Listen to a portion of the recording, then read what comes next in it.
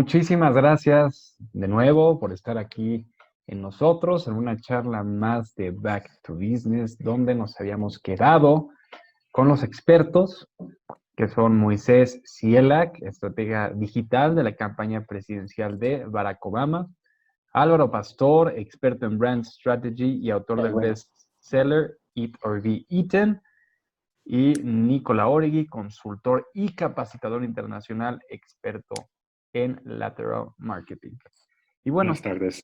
El día de hoy vamos a hablar sobre un tema muy relevante, más que nada para este tiempo, el cual es Open for Business. Ya estamos abiertos. ¿Y ahora qué sigue?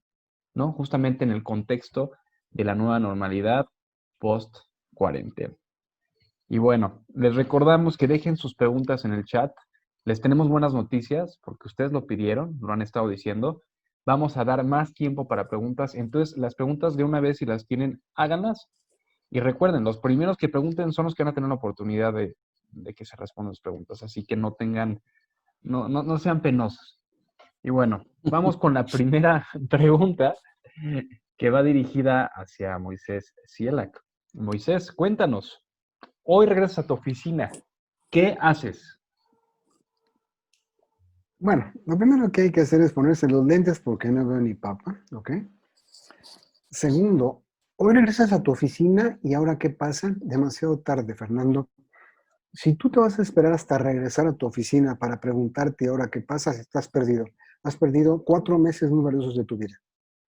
Yo creo que las empresas y los empresarios que realmente se precian de serlo, deberían haber pensado esto hace 2 o 3 meses. Desde el momento en que las circunstancias te sumen en un problema donde no puedes salir, donde no puedes liderar como estás acostumbrado, donde no puedes dirigirte a tus públicos, a tus audiencias como tú acostumbras, consentirlos y apapacharlos, esta es una pregunta que tuviste que haber hecho hace muchos meses. Pero vamos a poner que no eres de las personas previsoras y ya estás ahí enfrente, pues tienes que hacer muchísimas cosas que no hiciste. Tienes que preguntarte dónde te habías quedado.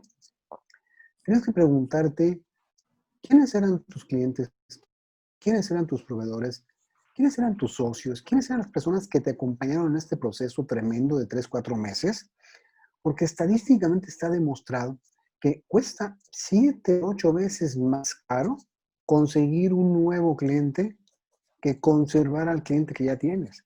Entonces, si no has hecho y has estado sentado llorando y lamentándote estos meses en tu casa o donde quiera que vivas, ¿por qué no hice tal o cual cosa? This is too late, my friend. Realmente es demasiado tarde. Tienes que comenzar temprano a preguntarte, antes de que vayan a mi oficina, ¿qué es lo primero que voy a hacer? Tienes que preguntarte muchas cosas. Y esto es cuestión definitivamente de prioridades, pero ese es un tema que no voy a meter ahorita. La pregunta es, ¿abro la puerta? Now what? No es now what. Abro la puerta y traigo conmigo una agenda. Abro la puerta y yo ya hice llamadas, yo ya estuve en contacto. Y si no, vean lo que está pasando aquí. Aquí hay, no sé, 30 personas reunidas buscando, now what, ahora qué sigue. Llevamos 4 o 5 semanas buscándolo. Ustedes han estado con nosotros 5 semanas buscando qué pasa cuando abro la puerta, buscando qué voy a hacer, qué tengo que hacer. Entonces yo pienso, abro la puerta y now what, too late. Es mucho tiempo antes, ahora es el momento. Este es el momento. Yo les digo, ahorita es el momento para que cuando nos pongan el semáforo en ¿qué? Rojo, anaranjado, amarillo, verde, azul, lo que sea, ya estés preparado. Eso es lo que yo pienso. Muchas gracias, Moisés. Muchas gracias. Álvaro, ¿qué opinas al respecto de lo que acaba de comentar? Buenas tardes todos. Mira, coincido con Moisés. Es más, la idea de qué hago regresando a la oficina, yo creo que es más bien una metáfora. Efectivamente, si en este momento empiezas a preocuparte, olvídate, más bien regrésate a tu casa y sigue en Netflix porque ya no vas a tener nada que hacer. Entonces, en ese contexto, digo, obviamente hay dos grandes tareas que las organizaciones van a tener que abordar y quién las aborda está determinado por el lugar que ocupan en la jerarquía. Me explico un poquito.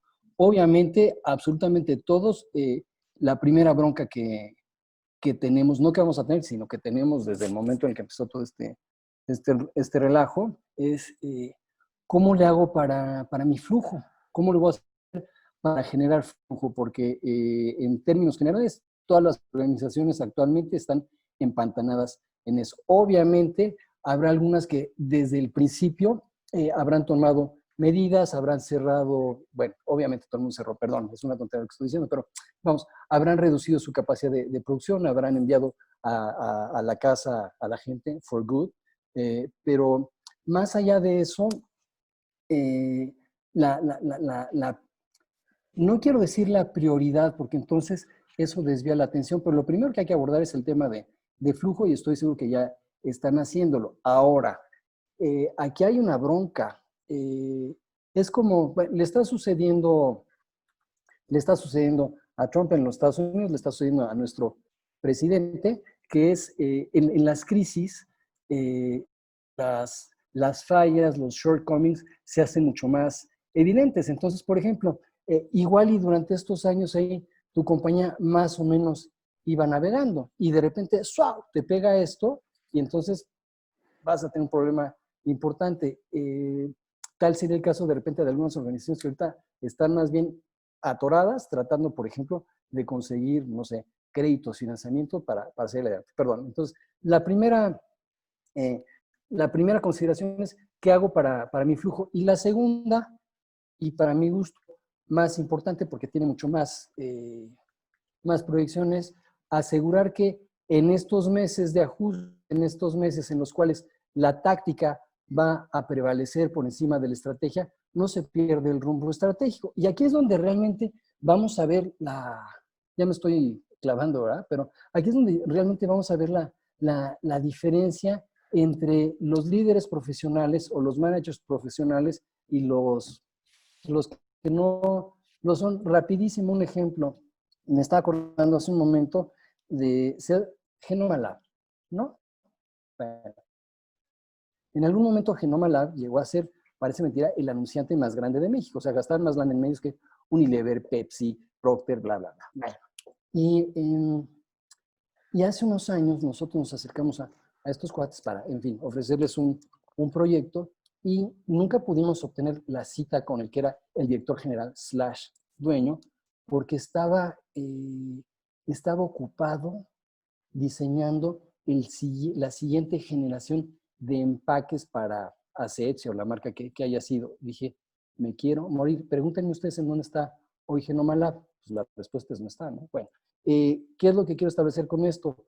Ojo, porque los managers que no son profesionales van a querer aprovechar esta oportunidad para ser los que salen adelante y rescatan la organización y van a olvidar su chamba. Y su chamba es ser ahora sí que quienes cuidan la estrategia. En este momento, es más, es como si vas en un barco que de repente se empieza a incendiar.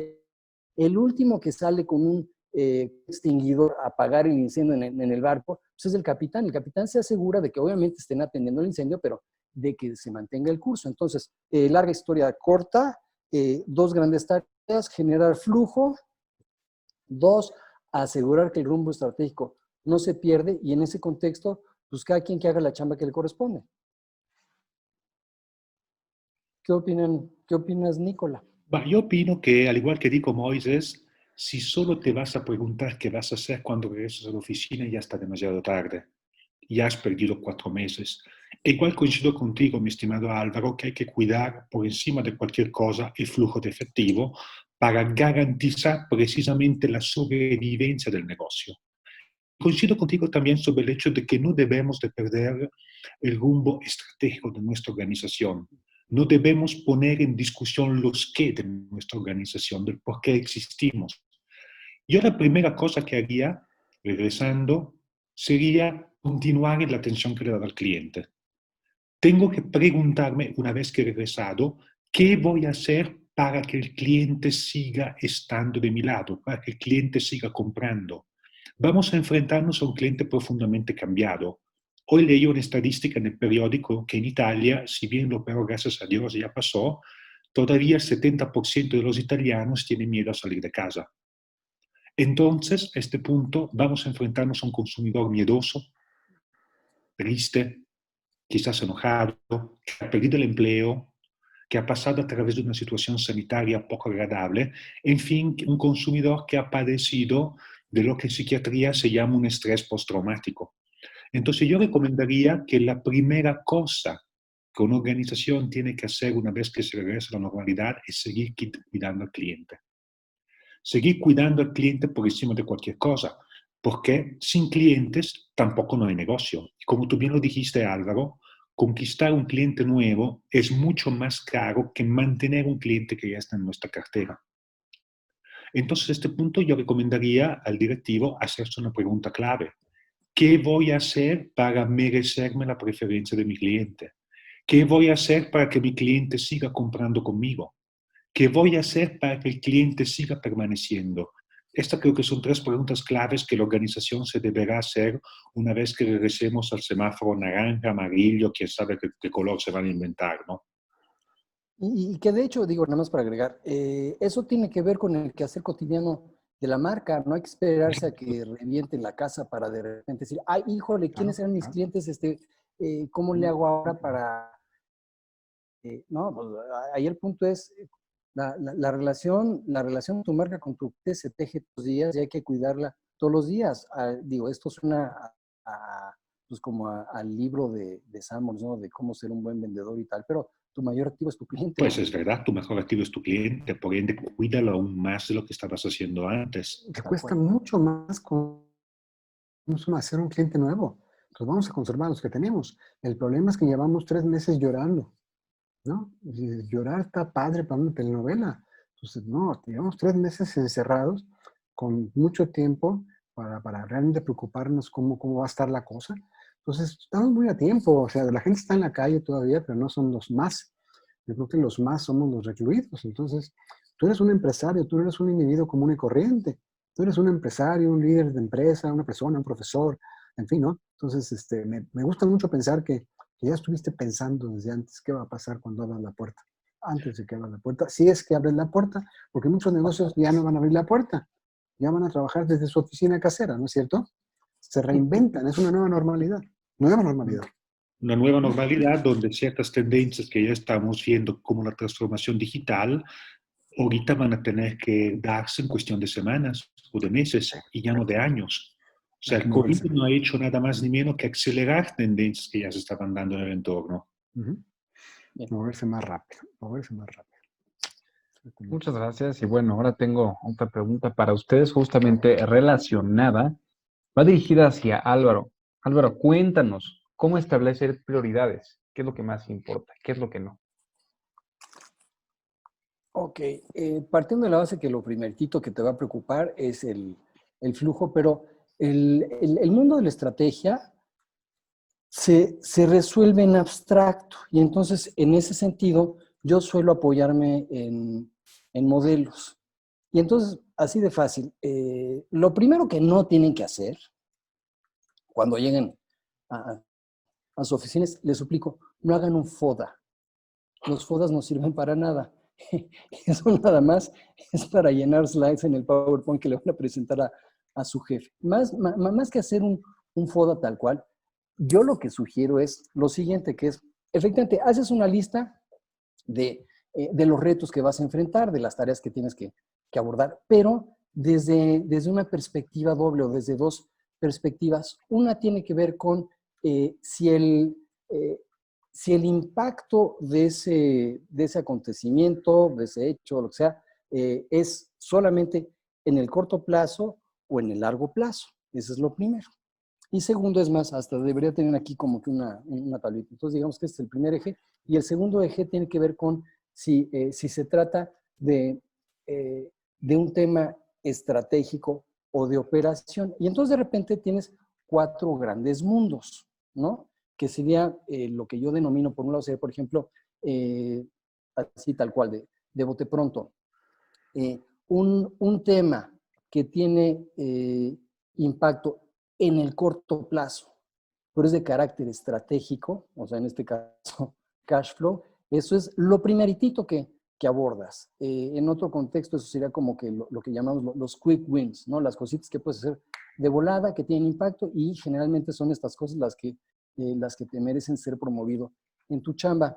En segunda instancia están entonces las cosas que van a tener un impacto a largo plazo, pero que además caen en el mundo de la estrategia. Estas son las cosas que tienes que hacer sí o sí. Por ejemplo, no sé, aquí es en donde, a ver, en el primer cuadrante o en el primer caso está el mundo de las promociones. ¿Cómo lo voy a hacer para generar cash? ¿Cómo lo voy a hacer para desplazar? ¿Cómo lo voy a hacer para colocar producto? En la segunda instancia son decisiones que tienen que ver, por ejemplo, con tus portafolios de marcas, porque además tu portafolios, la realidad es que no te lo replanteas ni lo rediseñas de la noche a la mañana, te va a tomar unos meses. Entonces, ahí es donde abordas tu portafolio. Tengo efectivamente las marcas adecuadas para permitir que mi cliente actual haga el trade down dentro de mi compañía sin avergonzarse. Ese es el segundo gran grupo de tareas que yo abordaría. En tercer lugar, entonces ya quedarían las que tienen que ver con impacto a largo plazo, pero de carácter de operación. Y ya con eso tienes más que suficiente. Es decir, las últimas que yo abordaría son las que es como, va como que contra intuición, pero lo último que yo abordaría son las cositas de operación de ahorita que nada más tienen, es tanto como decir, híjole, tengo que rediseñar mi material punto de venta. No, por ahí la cosa. ¿Sí me cachan? Entonces, en ese sentido, tienes las prioridades muy claramente definidas dependiendo de dos cosas. La primera es si el impacto es de largo plazo o de corto plazo y si es de carácter estratégico o meramente de operación. Muchas gracias, Álvaro. Moisés, Nicola, ¿algo quieren agregar al respecto? Yo creo que es importante volver a conocer a tu cliente. Tu cliente habrá cambiado mucho posteriormente a esta pandemia.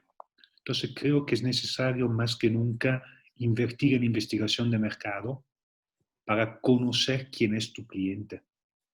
Claro, y perdón que interrumpa, pero y esto tiene que ver con el segundo escenario. Es decir, esta es una consideración de carácter estratégico y de impacto de largo plazo. ¿Perdón? Correcto, correcto. Pero ¿sabes qué? Yo creo que aquí hay algo interesante cuando ahora manejamos prioridades. Yo no sé si ustedes, amigos Álvaro y Nicola, se maquillen en la mañana. Yo tampoco me maquillo en la mañana. Me gustaría mucho poderme maquillar y lucir en mi mejor momento. La pregunta es, ¿las empresas les gusta maquillarse en la mañana? No, ni más. El problema de la investigación de mercados, querido Nicola, es que las empresas no quieren invertir en research ahorita y no se dan cuenta que su usuario más pesado es su nuevo searcher, su nuevo explorador. Y ese nuevo explorador no tiene la más remota idea cómo ha cambiado en este tiempo. Y este comentario es totalmente atemporal. No tiene que ser post pandemia, es post cualquier crisis, post cualquier reclusión, post cualquier interrupción abrupta de negocio. El problema es el tema de la inversión. Muy pocas compañías tienen el tamaño para hacer inversiones en cosas que son estratégicas como investigación de mercados, yo que sé, relaciones con los medios, desayunos en la cámara de la industria, yo que sé, ¿no? Porque lo dejan como que para después, ¿no es cierto? No está en su lista de prioridades cuando yo creo que es estratégicamente importante que le metan dinero a eso, porque es una forma de conocer al nuevo buscador, al nuevo explorador, al nuevo consumidor. El consumidor ya cambió en estos meses, ya es diferente. Es decir, si yo esto quisiera reducirlo en una sola idea es, en este momento no dejen que el corto plazo les impida ver el largo plazo o no permitan que el corto plazo cobre preponderancia sobre el largo plazo. Por ahí va la cosa. Sí, coincido contigo porque una cosa básica de la gestión de marca es que una marca se construye con una visión de largo plazo. Correcto. Siempre y cuando se logre garantizar la sustentabilidad en el corto plazo. Definitivo, definitivo. Muchas gracias, Nicola. Y bueno, comenta Carlos Díaz, ya que algunos de mis competidores no sobrevivirán, deberemos lanzarnos contra la competencia. ¿Qué opinan al respecto? Fíjate, ¿puedo intentar? Por favor. Dale. Claro Ahí que les sí. va. Fíjate, esto es... no sé si la palabra correcta es paradójico o irónico, pero mi punto es el siguiente. En nuestro despacho, y este no es un comercial, lo que nosotros vendemos es ayudar a que nuestros clientes sean más competitivos, ¿no? Y nuestro discurso es para que te comas a tu competencia, porque si no tu competencia te va a comer. La realidad es que el impacto sobre tu competencia es consecuencia de que abordes de manera adecuada a tu cliente. Es decir, retomando una idea que propuso Moisés la sesión pasada o hace 2 sesiones con respecto a en más o menos estos términos, a la selección natural de las compañías o la selección natural de las marcas. Las marcas, es decir, mi competencia, tu competencia, su competencia, y seguimos conjugando vuestra competencia, irá desapareciendo de manera natural conforme tú logres conectar de manera más, pues quizás la palabra ahí sea íntima con tu cliente. Entonces, más bien ahí,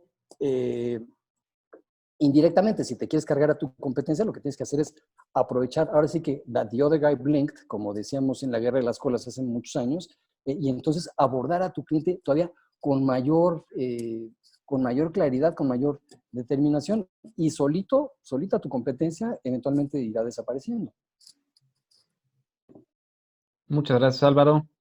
Tenemos otra pregunta muy buena. Permítame un momento y se las digo. Es de Gazán León. Y vean, nos comenta, ante el mal manejo de la crisis por parte de las grandes empresas, ¿cuál será el papel de las pymes en esta nueva normalidad? ¿Existen más oportunidades para el posicionamiento de nuevas marcas en este tiempo o se verá afectado por un consumidor más cauteloso?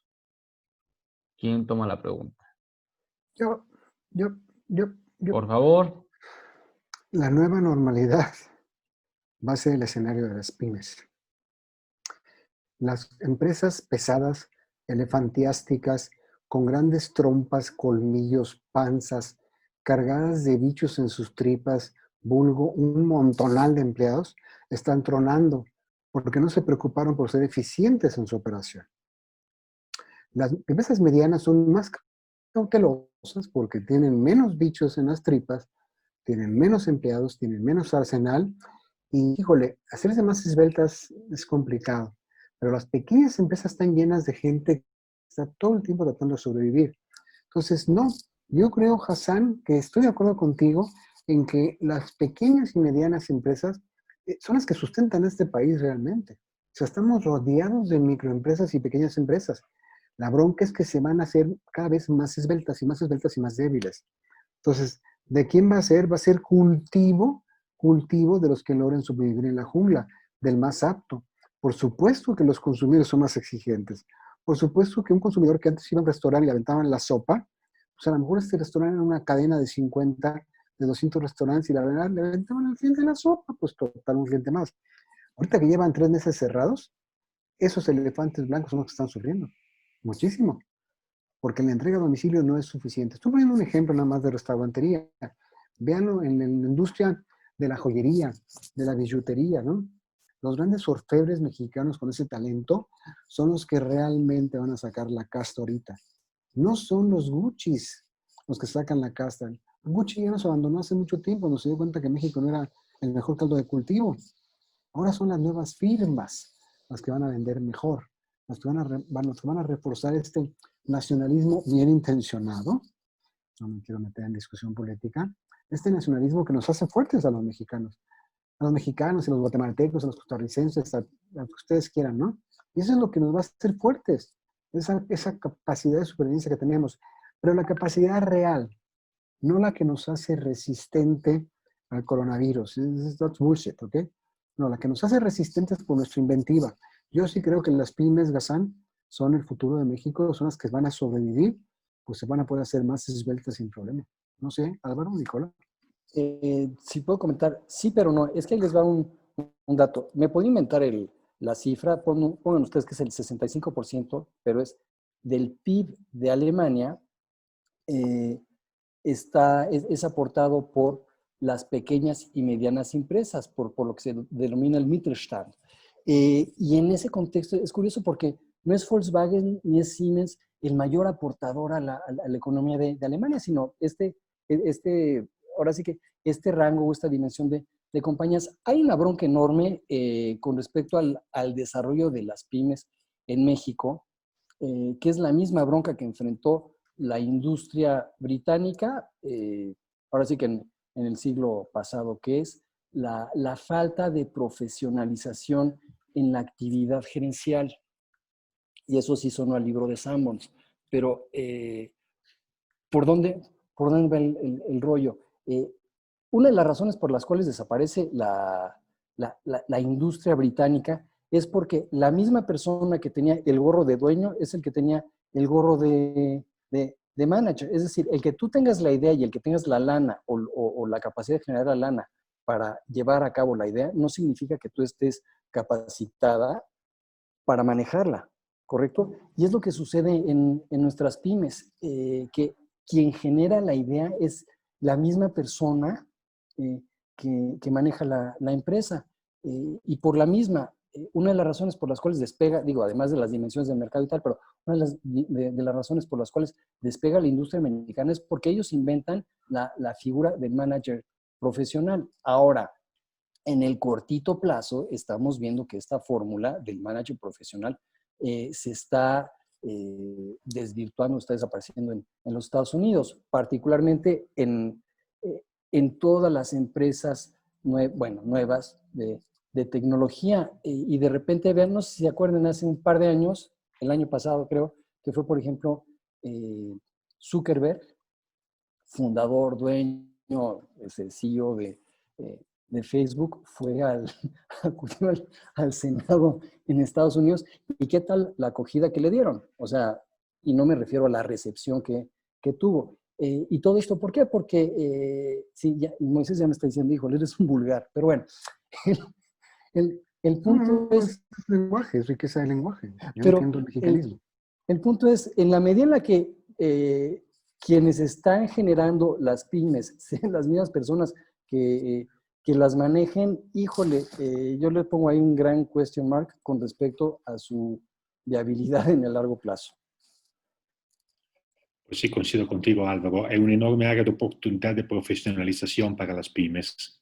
Entonces, la gran reflexión es, ¿van a estar las pymes preparadas para este nuevo escenario o no? ¿Sabrán utilizar aquella flexibilidad que deberían de tener para agarrar más rápidamente las oportunidades? Y luego también otro planteamiento, otra pregunta que deberíamos hacernos. ¿Podrán las pymes inspirar suficiente confianza en un consumidor que se verá cada vez más maltrechado, con poco dinero y muy renuente a gastar el poco dinero que tiene? Esas son preguntas que creo que debemos plantearnos. Bien. Yo le preguntaría a todas las pymes de México, ¿cuántas tienen ejecutivos y ejecutivas con un Wi-Fi decente en casa? Yo le preguntaría a esos grandes líderes de las pymes mexicanas, ¿cuántos realmente sienten, se preocuparon, pensaron, hicieron juntas a distancia alguna vez?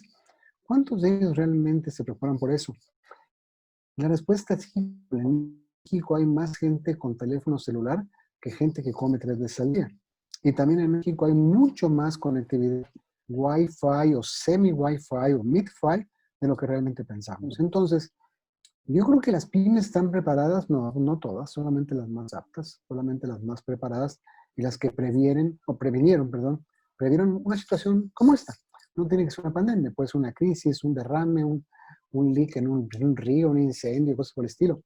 Y que mandaron a toda la gente a su casa a trabajar desde casa, a trabajar remotamente. Nada, tiene que llegar el momento. Todos los países, tarde o temprano, están llegando a ese momento. Y eso, por ahí hay una pregunta, Fer, que luego a lo mejor nos puedes arrojar, sobre el tema de qué tanta conectividad hay en casa. Yo tendría una gran respuesta para eso, ¿no? Pero yo creo que las pymes están preparadas, solamente las más aptas, no todas. Muchas gracias, Moisés. Y vamos a esta pregunta, pero antes tenemos otras. Este es de Klaus Zoom. Pregunta, ¿ustedes creen que al día de hoy el nuevo consumidor ya está definido? Es decir, ¿ya se conoce a sí mismo? Lo pregunto por la dinámica e incertidumbre en la que estamos viviendo. Nicola, por favor. Probablemente no, porque como comentábamos en los otros cafés, La situación es tan nueva respecto a lo que siempre hemos vivido que es bien difícil poder hacer previsiones y poderse siquiera definir un experto de marketing postpandémico. Entonces, no sabemos cómo va a estar a detalle ese nuevo consumidor. Lo que sí es un hecho y que va a estar maltrecho, va a tener que haber pasado por un trauma, va a ser mucho más cauteloso con su dinero y al mismo tiempo muchísimo más informado. Sin embargo, la tendencia que ya estábamos viendo desde hace años con la nueva normalidad digital que estamos viviendo. Pero sí, estas son, creo, características de los consumidores sobre los cuales podemos estar bastante seguros. ¿Cómo evolucionará?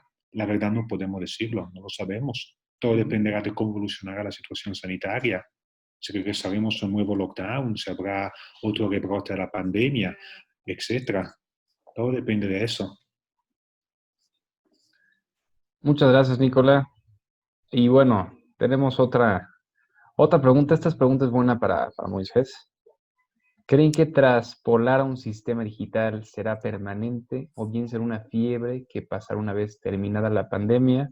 Una pregunta de Fer Romero. Ay, Fer, ¿qué voy a hacer con tu tocayo o tocaya? Ay, Dios mío.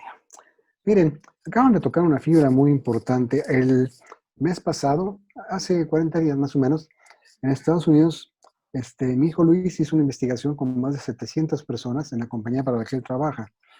Y esa investigación arrojó datos muy interesantes. Una investigación con las universidades de la Ivy League. Él trabaja para una editorial. La investigación fue la siguiente. Los profesores de la Ivy League piensan que el tema de la digitalidad en la adopción de libros de texto llegó para quedarse o es temporal. La mayoría contestó, ¿cómo? ¿No se han dado cuenta que la industria editorial de impresión está quebrada? ¿Cómo? ¿No se habían dado cuenta de eso?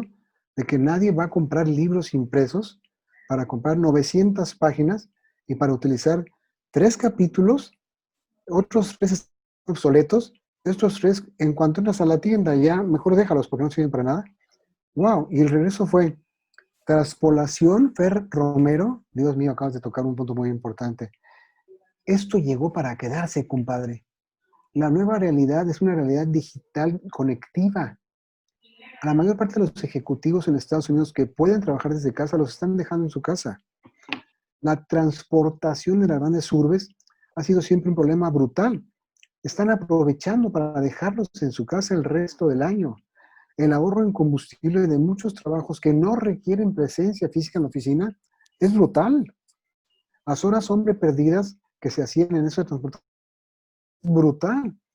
Las grandes universidades de México están mudándose a un modelo híbrido o incluso remoto en las materias que se permite. Por Lo cual, tanto, perdón, perdón que interrumpa, lo cual, by the way, es un metidón de pata, porque entonces, ¿qué van a hacer? Ya lo habíamos comentado aquí, con los miles de metros cuadrados que tienen ahí en sus Yo creo que, campos. déjame nomás terminar, Álvaro.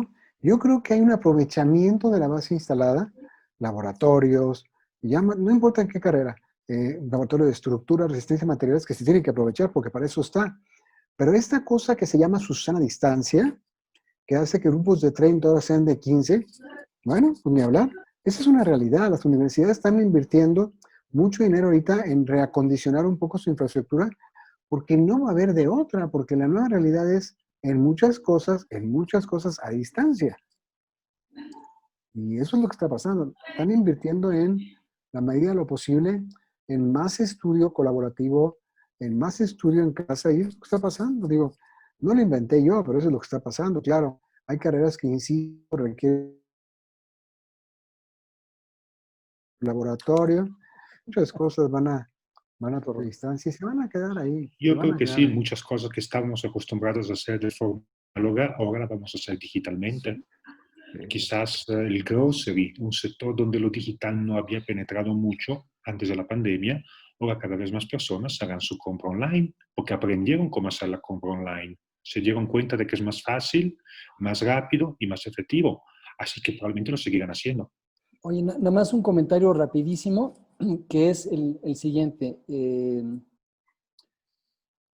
Asumo yo que quienes estamos en este ejercicio hoy, en este chat, estamos interesados en el mundo de las marcas. Ojo, En ese contexto no hay que irse con la finta. Todo lo que es la revolución digital pertenece al mundo del cómo, o sea, pertenece al mundo del canal, pertenece al mundo de cómo, ahora sí que me estoy repitiendo, ¿no? Pero cómo voy a estar en contacto con mi cliente, ya sea a nivel de comunicación o a nivel de cómo voy a entregar mi producto.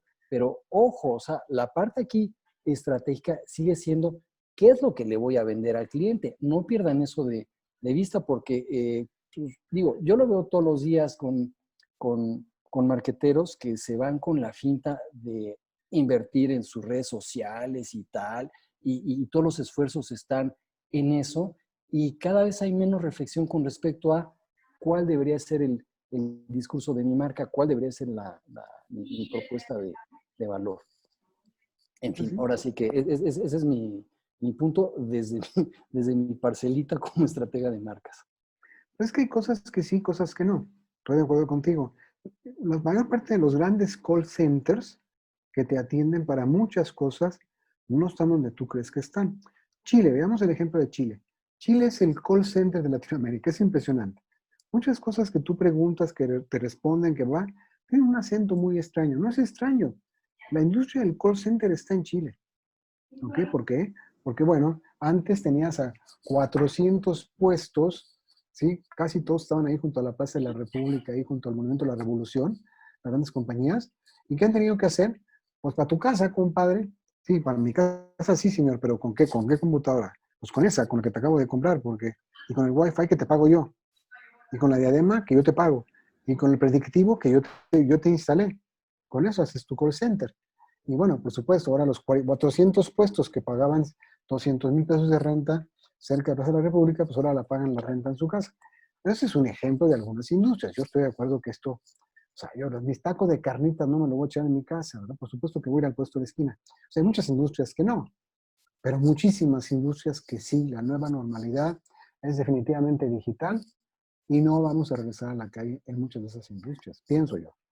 Una Ojalá que la tendencia historia que ya se demuestre. estaba dando, Moisés, nomás que se ¿Cómo? aceleró. Una tendencia que ya estábamos Sí, viviendo, claro, ya nomás se venía. aceleró. La digitalidad, lo entienden algunas marcas todavía no, porque están con más cautela, pero si yo fuera un fabricante de corbatas, obviamente entendería que la otra parte del mundo, del viejo mundo, pues a lo mejor ya la corbata ya es roja, café, azul.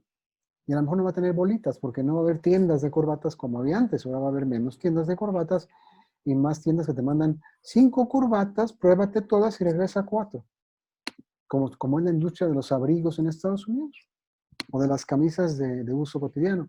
Claro, no son las camisas de Gucci, insisto, no tengo nada contra Gucci, las camisas de marca, pues, ¿no? Versus las camisas, pues, de la boutique Coco, ¿no? Puede ser, ¿no? Muchas gracias, Moisés. Y ¿Sí bueno, saben cuál es la boutique Coco? La boutique Coco es la boutique Costco. Güey, nadie se da cuenta. muchas gracias, Moisés. Y bueno, tenemos una pregunta, bueno, tenemos más, pero es una de ellas, de Ernesto Orsi. Pregunta, si lanzo una campaña de publicidad en este momento para un nuevo producto, ¿creo marca o describo el producto? En este momento, lanzar una nueva marca, mejor invierte en otra cosa, ¿no? Este es el peor momento para hacer nada, sobre todo porque es arena movediza. Hay que estar, mira, yo creo que hay hay un concepto que a mí me gusta mucho con respecto a- a- a la venta de marcas, que es ventana de seducción. Es decir, la ventana de seducción es aquel momento en el cual tu cliente pues, está abierto a escucharte, ¿no? Y eso tiene que ver con, básicamente, con lo que está sucediendo a su alrededor. En este momento la gente estamos totalmente fuera de sintonía con respecto a lo que nos sea ajeno. Al contrario, estamos, no sé cómo se diga, Retraídos. retrincherados, ¿no? ¿No? Es decir, en este momento mi disposición a probar algo nuevo es cero.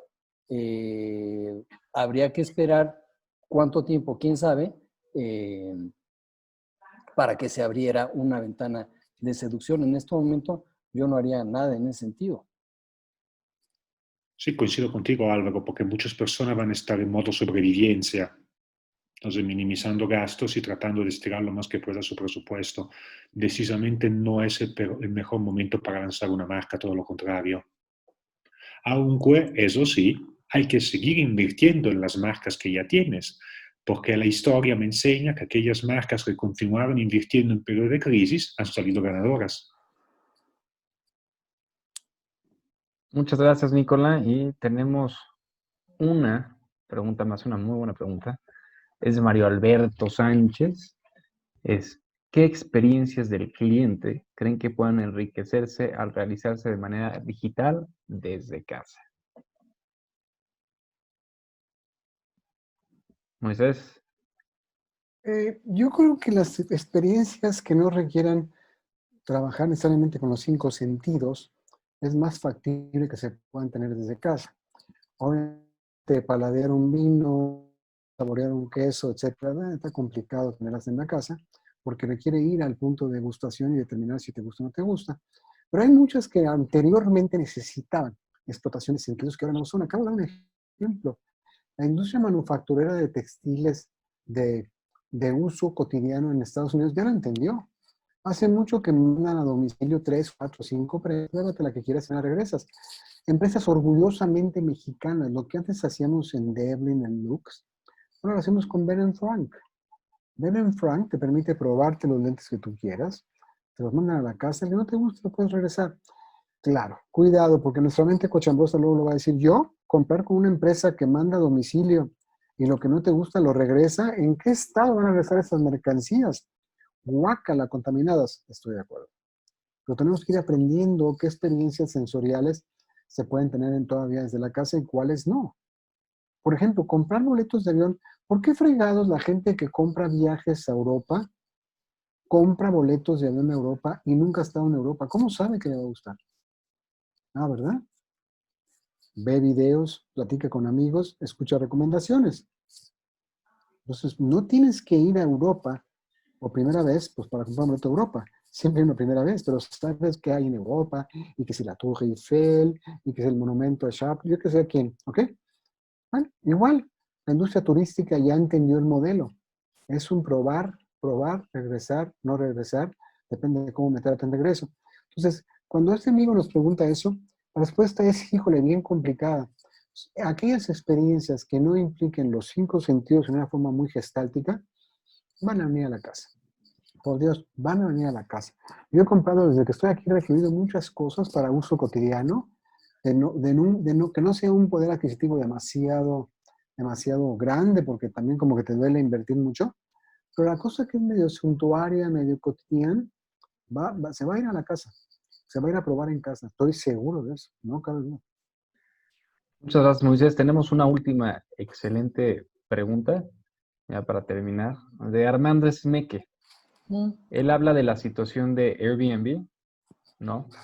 De lo que declaró Brian Chesky, diciendo, nos pasamos 12 años construyendo Airbnb para que en 4 semanas todo se viniera abajo.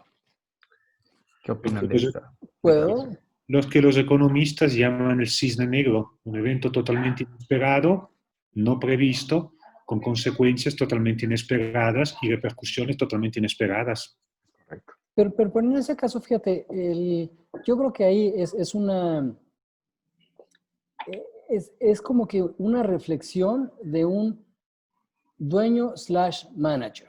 Es decir, ok, efectivamente, seguramente en este momento la ocupación de Airbnb seguramente es cero, pero yo no creo que vaya a desaparecer, ni mucho menos. Y ahí es un poco, ¿por qué digo lo de el dueño manager? Porque ahí lo que me está revelando es como que miopía con respecto a largo plazo, porque al fin y al cabo, a ver, ¿a dónde voy con todo este rollo?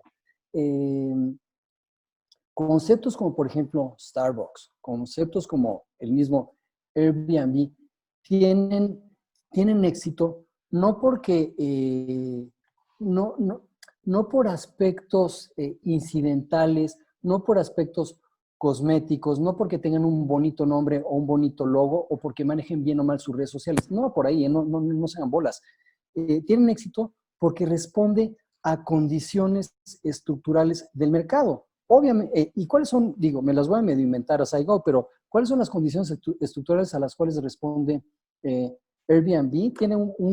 Tiene que ver con la parte demográfica, es decir, de repente la pirámide demográfica empieza a tener mucho más personitas en el segmento de, invéntatelo, de 18 a 35. ¡Pum! Y eso va a seguir ahí independientemente de este bache del coronavirus. Dos, son personas con hambre de explorar y tienen hambre de explorar no porque de repente un cuate se los haya dicho, sino también por las condiciones del mercado. Es decir, gracias a la revolución de la tecnología, hago así clic y puedo ver fotos de, es más, o sea, ya actualmente no hay un destino turístico que no sea exótico y eso va a seguir. En tercer lugar, hay un factor de economía que es el crédito barato y el crédito va a ser inclusive más barato los siguientes meses. Entonces, digo, ya no me quiero clavar con el ejemplo de Airbnb, pero el punto que quiero establecer es, en la medida en la que tu concepto responda y esté en sintonía con las condiciones estructurales del mercado, tu concepto vas a tener negocio hoy y vas a tener negocio en 5, 10, 15 años. ¿Por qué? Porque estás, digo, ya me estoy repitiendo, pero porque respondes a lo que está arriba, a lo macro, no a la moda, no a lo incidental ni cosmético. Espero que esto quede más o menos claro. Muchísimas gracias, Álvaro. Pues ya se nos acabó el tiempo. Gracias a Moisés también, a Nicola y por supuesto a todos los asistentes, que sin ustedes pues esto no sería posible. Esperemos que haya sido de su agrado, ¿no? Que nos acompañen en las próximas charlas. Recuerden, todos los miércoles, 6 de la tarde, inviten a sus colegas, a sus amigos, crezcamos esta comunidad, hagamos lo más interesante. Y bueno, muchas gracias de nuevo, les deseamos una excelente semana. Gracias. Hasta luego. Gracias. Gracias por su tiempo, abrazo y sigan cuidándose. Gracias. Igualmente, hasta luego. Chao, chao, chao.